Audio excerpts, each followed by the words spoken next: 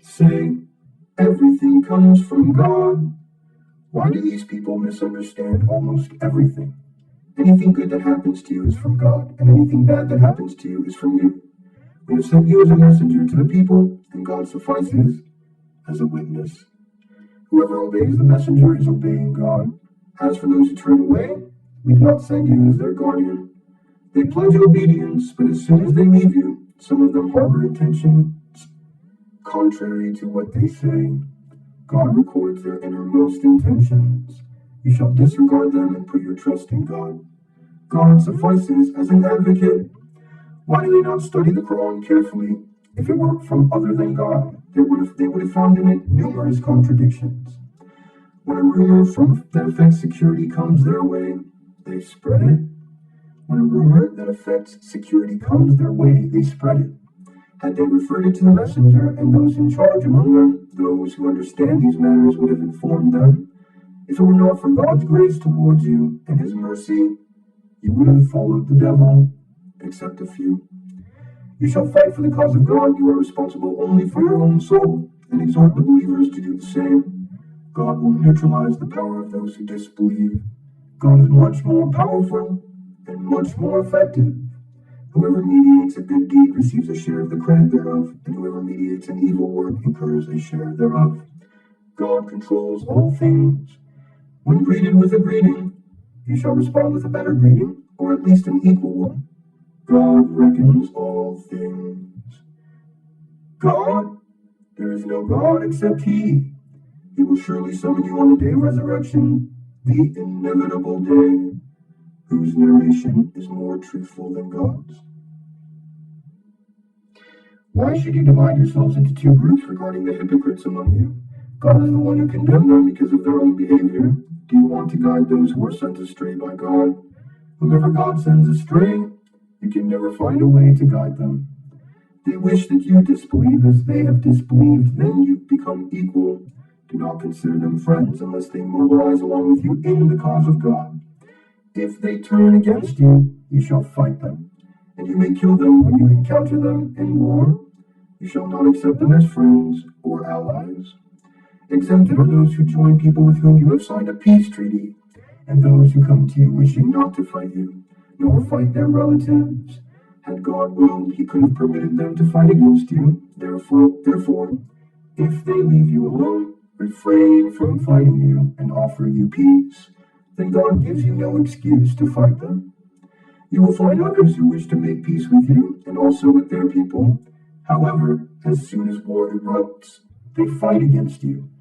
Unless these people leave you alone, offer you peace, and stop fighting you, you may fight them when you encounter them. Against these, we give you a clear authorization. No believer shall kill another believer unless it is an accident. If one kills a believer by accident, he shall atone by freeing a believing slave and paying a compensation to the victim's family, unless they forfeit such a compensation as a charity. If the victim belonged to people who are at war with you, though he was a believer, you shall atone by freeing a believing slave. If he belonged to people with whom you have signed a peace treaty, you shall pay the compensation in addition to freeing a believing slave. If you cannot find a slave to free, you shall atone by fasting 2 consecutive months in order to be redeemed by God. God is knower, most wise. Anyone who kills a believer on purpose, his retribution is hell. Anyone who kills a believer on purpose, his retribution is hell, wherein he abides forever. God is angry with him and condemns him and has prepared for him a terrible retribution. O you who believe, if you strike in the cause of God, you shall be absolutely sure.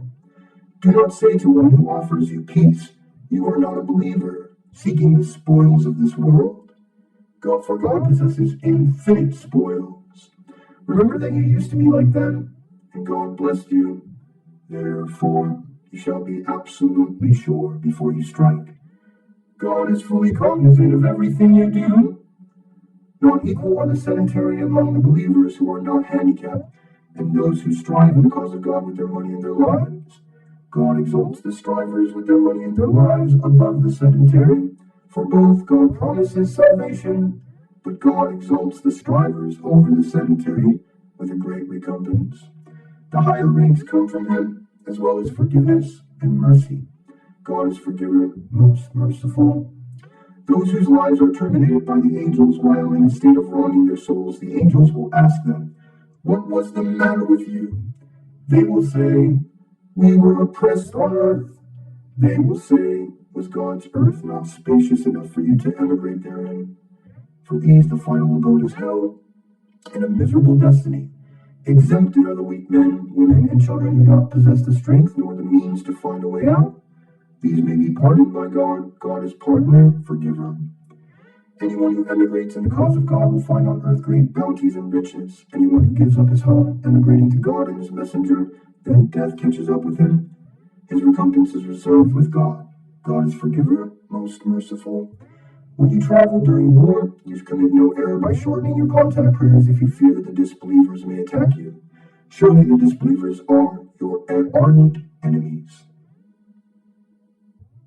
When you are with them and lead the contact prayer for them, let some of you stand guard, let them hold their weapons, and let them stand behind you as they prostrate.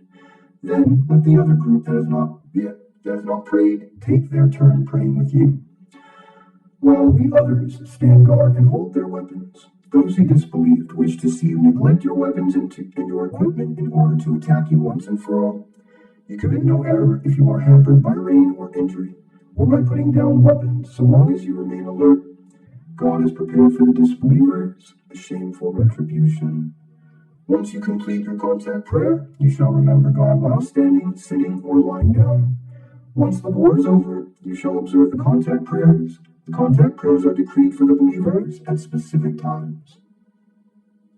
Do not waver in pursuing the enemy. If you suffer, they also suffer. However, you expect from God what they never expect. God is omniscient, most wise. We have sent down to you the scripture truthfully, in order to judge among the people in accordance with what God has shown you. You shall not side with the betrayers. You shall implore God for forgiveness. God is forgiver, most merciful. Do not argue on behalf of those who have wronged their own souls. God does not love any betrayer, guilty. They hide from the people and do not care to hide from God, though he is with them as they harbor ideas he dislikes. God is fully aware of everything they do. Here you are arguing on their behalf in this world. Who is going to argue with God on their behalf on the day of resurrection? Who is going to be their advocate? Anyone who commits evil or wrongs his soul, then implores God for forgiveness, will find God forgiving, most merciful. Anyone who earns a sin earns it to the detriment of his own soul. God is omniscient, most wise. Anyone who earns a sin, then accuses an innocent person thereof, has committed a blasphemy and a gross offense. And if it were not for God's grace towards you and his mercy, some of them would have misled you. They only mislead themselves, and they can never harm you in the least. God has sent down to you the scripture and wisdom, and has taught you what you never knew. Indeed, God's blessings upon you have been great. There is nothing good about their private conferences, except for those who advocate charity or righteous works, or making peace among the people.